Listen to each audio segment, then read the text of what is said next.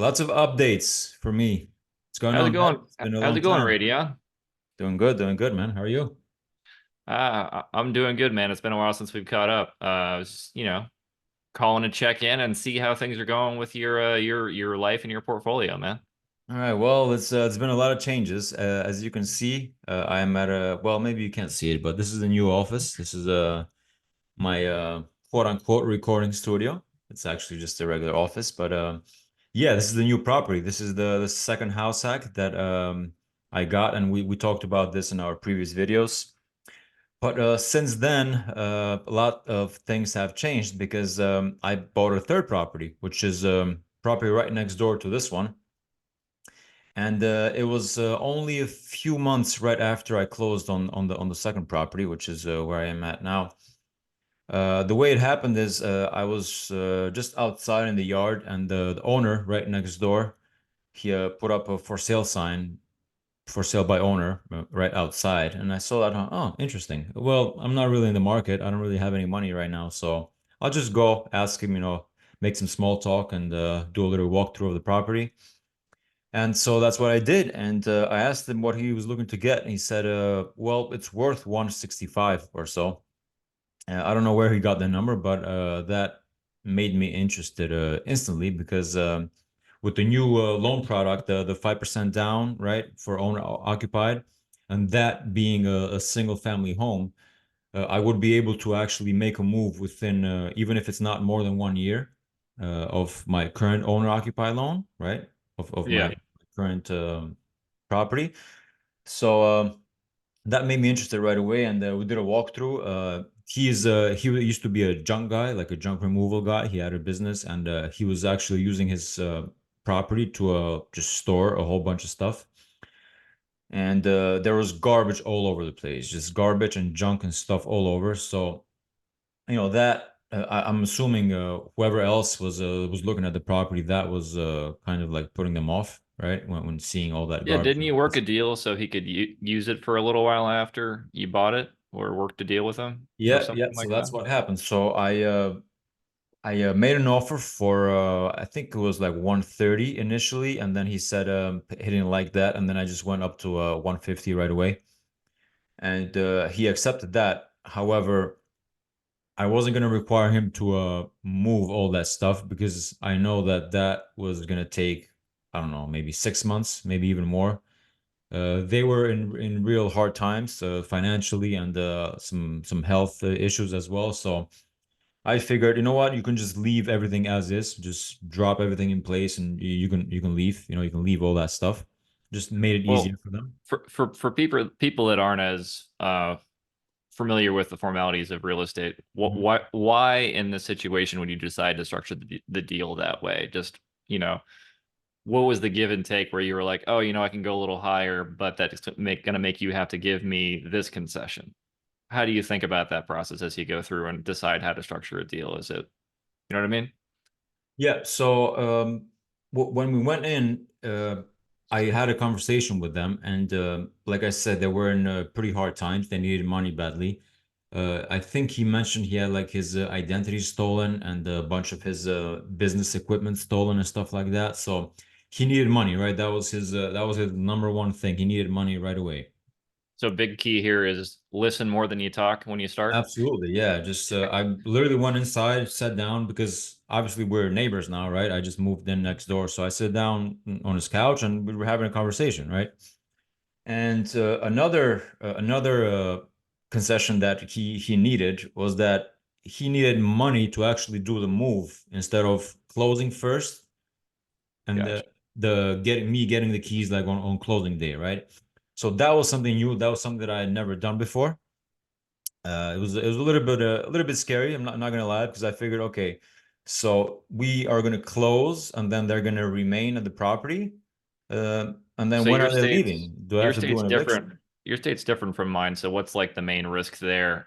Like, can they stay? Is it hard to get rid of tenants who are gonna try and fight you over it, or what's the risk there for you? Well, the risk was obviously that they wouldn't move, right? I would have to do an eviction, and I did ask my lender and I did ask my agent as well, and I did a bunch of research, and they suggested that I do an agreement which is called a rent back agreement, which means that we close on closing day, and they are gonna pay me on that day, on the day that we close. They're gonna pay me rent for 2 weeks, because Gotcha. that's what we decided that that's how long they needed, right? 2 weeks. So And we that worked out perfectly, right?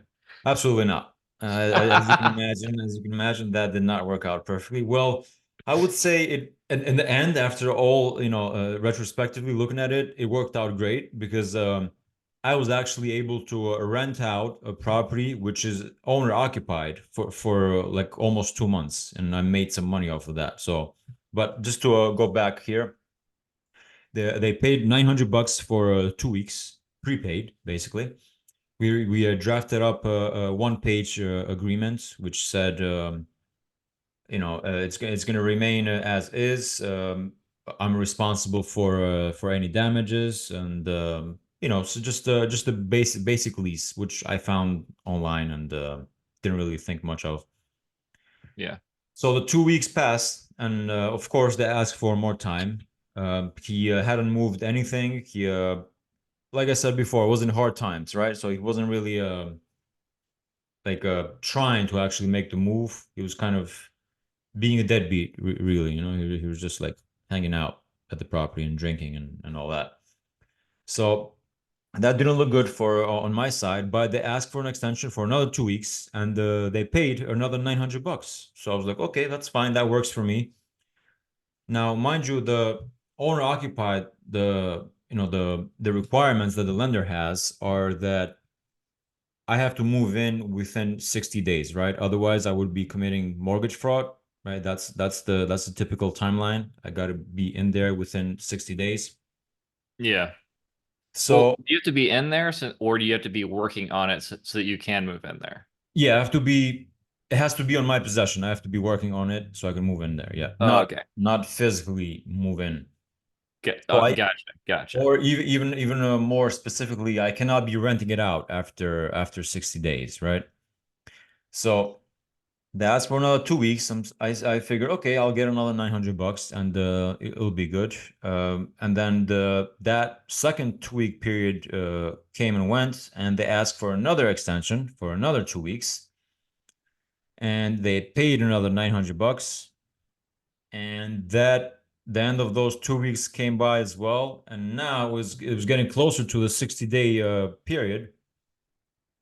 So I was telling them that are you gonna move? Are you gonna ask for another extension? Because I can't give you an extension because I'd be committing mortgage fraud if I don't move in there.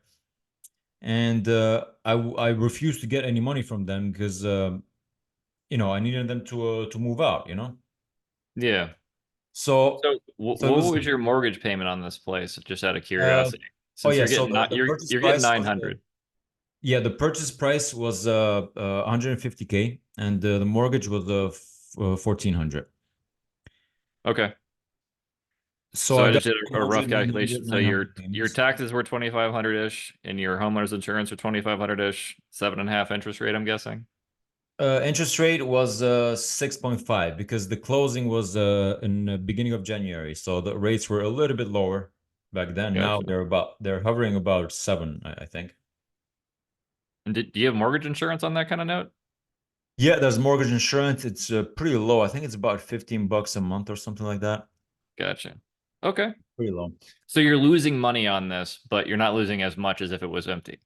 No, I'm actually not losing money because the mortgage is it's 1400. I'm getting Yeah. 900 every 2 weeks, which is Oh, okay. every I two thought you said weeks. 900 a month. I No, it's misunderstood. every 2 weeks. Yeah, it's every two Gotcha. weeks, and I've gotten that for 3 2 week periods, which is I guess it's 1800 a month, right? Just to round it out for if a month is 4 weeks. So at the end of the third 2 week period, I couldn't extend it anymore because, like I said, I'd be committing mortgage fraud. I didn't want to do something illegal and keep renting it out. So I didn't accept any more money for them. And it was a Sunday. They were supposed to leave Sunday night, but they hadn't left yet. And then Monday came, and then Tuesday came, and then I figured, all right, now what am I doing here?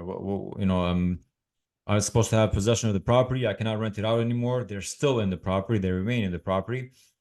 and I had to post my first eviction notice, which was Ooh. exciting. I was excited to do that. So I gave him the papers, right? I told him, listen, you're saying you're gonna move out tomorrow, and then he kept saying tomorrow, tomorrow, tomorrow. You know how that goes, right? How'd you feel about posting your first notice? Did it make you a little nervous or make you feel like almost like a little icky? Or I don't know, I'm just curious. It did feel like that because this property, right? The seller had owned this property. He was born in this property, right? He owned this Okay. for like his father owned it, and then he became the owner. So it's an emotional attachment for him as well, right? And he started Gotcha. crying at one point. So like I mean I did all of this to help him because I could have just said, you know what, I'm just gonna close the property on the 15th, give me the keys, and that's it, But I try to extend it. I even helped try to help him move some of the stuff, because he was moving somewhere else. He had a mobile home that he's moving to. I offered to move the stuff for him and clean out and all that. So I'm actually trying to help him, but he was that when that last Sunday came, he still hadn't moved out. So then now it's Monday and then Tuesday. It's 2 days. It's unpaid. And I gave him 3 extra days free actually on the last 2 week period. I told him, okay, it's a Thursday. I'm gonna give you Friday, Saturday, Sunday free, and then you can leave. You can leave Sunday. And he still hadn't left. So now we're Monday, Tuesday. He's still there. I posted the notice, and then I told him I'm gonna have to come after you for back rent if you don't move because you're causing me troubles with my lender and such. And then I think that kind of scared him, I would say, or he became more okay with, I guess, moving right away. And then the next day, he came up to me. He said, "How about another week extension? I'll give you." And then he gave me a check for 450, which is half of 2 weeks, right? Yeah. And I told him, "Sure, we can do that, but you have to move after that." And he moved the next day. So he stayed 3 extra days. I gave him money back for that, which I didn't really have to do. So that 450 that he gave me, I gave him back $200 for the 2 days that he didn't stay, basically. And I got possession, and it's a single family house. A lot of people who are watching the channel are seen probably my last video of the walkthrough. It needs a little bit of work, not as much work as that first property that I'm gutting, but yeah, it's moving along now. I'm gonna have a video soon with the plan and the updates. So Nice. I had to post my first eviction. I didn't actually have to go through an eviction, which was great, but it's a good experience, good to learn. So Yeah, in my experience, I've been lucky, I think, though. Most of the evictions that I've had to post have worked themselves out. Every now and then things get crazy or whatever, but usually people don't want to deal with all that stuff. yeah, yeah, yeah. There have been nightmares, though. All right. Hopefully, that's far away in my journey, Yeah. but I know it's coming at some point. So Yeah. But more often than not, things work out. Uh, Mhm. Yeah, eh, uh, as it yeah. was in this case, and I understand them. They were in bad times. I didn't have to give him back that money that he gave me for the extra week, but I gave it to him. Wanted to help him out. So and now he's calling me and he's saying he's doing a little bit better. He's drinking less and he's restarting his business and he wants to help me move all this stuff. So it looks like he's in a better situation. But yeah, I want to talk a little bit about the deal because it's a very exciting Yeah. deal. Yeah. So you're working on two deals right now, it sounds like. You're doing a Yes. renovation and then you're about to start another. Yeah, so that first property, right, the duplex, which I'm gutting and I'm posting on the channel as well, the updates.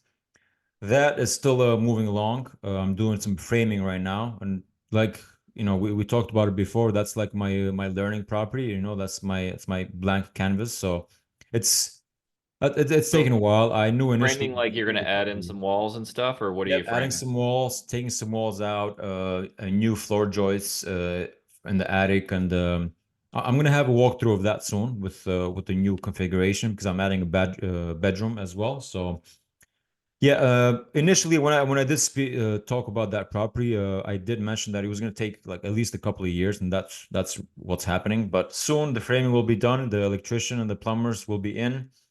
The boilers are already installed, and they look very nice and clean and very elegantly installed. So I'm excited about those. So that's moving along, and then this property that I just bought, it's actually a single family. That's why my lender was okay with me moving from this current property that I am at, which is a duplex, within a year. They're kind of like not okay with that. But since this is a single family, then I was able to get it with the 5% owner occupied. Yeah, and I mean, there's usually like a decision tree of if you're upgrading or your family's growing or whatever.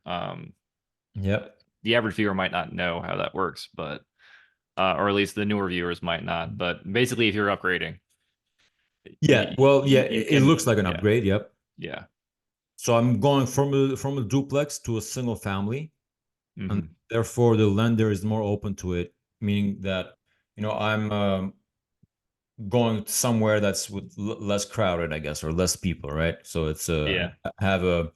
I have a baby, and it's better for my family, right? That's basically it's the truth. It's not really an excuse, it's the truth. So I'm gonna be living there once it's fixed up.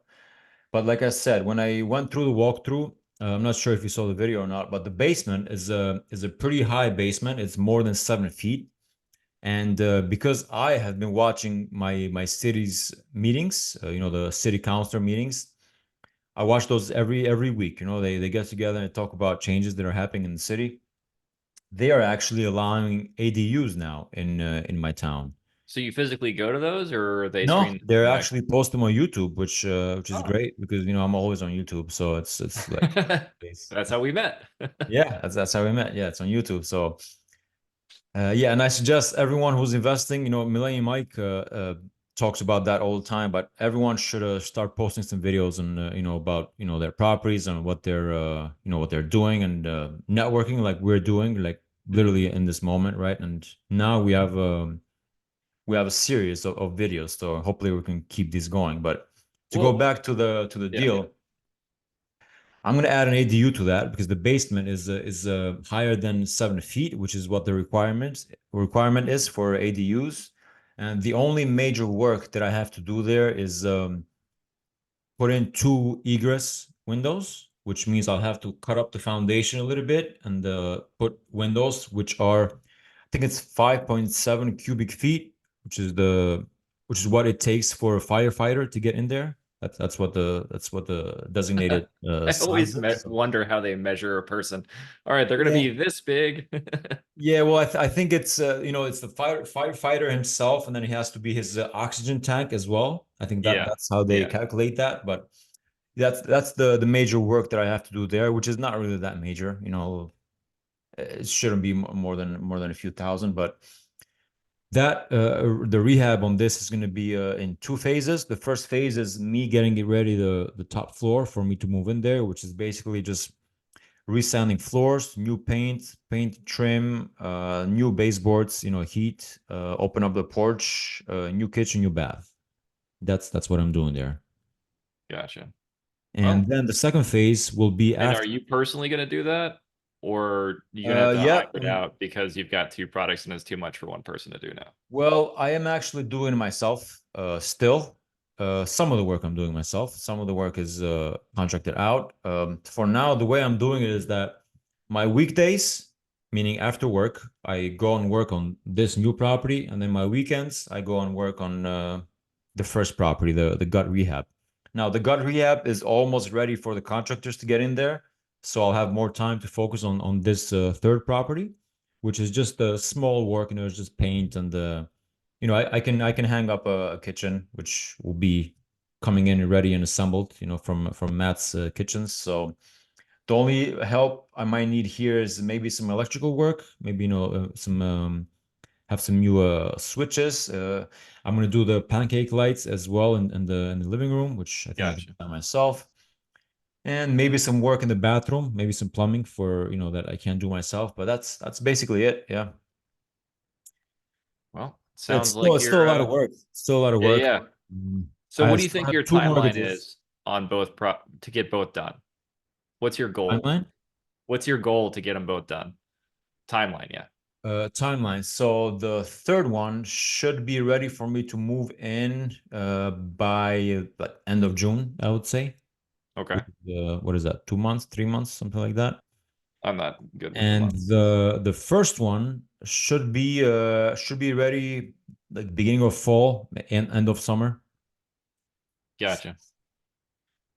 Hopefully Okay. that's what works. But I'm not really good with the timeline, so it's probably definitely going to take longer than that. I can almost guarantee it. Yeah. Yeah, that's how it works.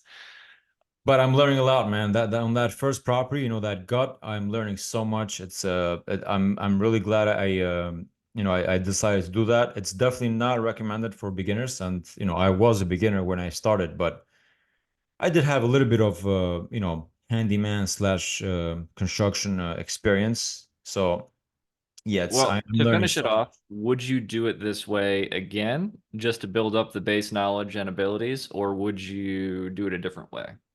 I would do it like this again, absolutely. But I Okay. would not recommend other beginners do it. I would not recommend that at all because I'm working like 12, 13-hour days, right? Because I have a full-time job. Remember that I have a full-time job. I work from 8 to 4, at my regular job. And Yeah, yeah, you can't be doing that bad. You don't have the bags under your eyes. You got a new kid. You're building two houses, and you're well, working that's full the time. benefit of working from home. I can sleep as much as I want, and I don't make no negotiations. When it comes to that, I got to make sure I get full sleep. No alarm clock. Make sure I eat good. I still get exercise. I still run and still do some calisthenics here and there. So we Yeah, had another video we talked about the non-negotiables. Like there's this yeah, yeah, stuff yeah. that I there's that's why all of this is taking longer, right? Because I could just I guess I could quit work, but that's not probably not very smart to do. I would highly suggest not to. You wouldn't be bankable anymore. You couldn't grow as Yeah, fast. yeah, exactly. So yeah, it's but then again, there's a gut rehab that I'm doing that's gonna be by the time that it's done, it's 2 years, right? That's not really something that, when you're investing in real estate, Yeah. that's not something that you do, right? Like take 2 years to complete a project, that's way too long. But If like I you said ran an before, IRR, the learning is numbers wouldn't make sense. But if you look at how much money you're going to save in the future, because you're going to know what's done right, and what's done wrong, and how long it should take, and how it's done properly, Mhm. then education that you're getting on this is worth way Yeah, more the than. education is unbelievable, and the networking that I'm getting with this as well. And I've met, I would say, like almost every single contractor that's in my city, right? Because I've had them for different situations, and they've come and we have conversations, and I've met Yeah. other investors as well. So it's been great. But if someone's looking to invest as a beginner, then definitely don't do it this way. Probably should get something that needs some paint or you know maybe some trim or something like that, and go to the next one. Yeah. I mean, you could always do it like me as well. Get your learning up front, and you'll be set up for the future. That's Yeah. what I'm trying to do. Well, I'm excited for you, man. I'm glad that we're going to start doing these recordings again. Yeah, likewise. I'm excited as well. All Well, right. good Cool. talking to you today, man. And we'll Likewise. see y'all all All another right. time. Thank you all for watching. See you next time.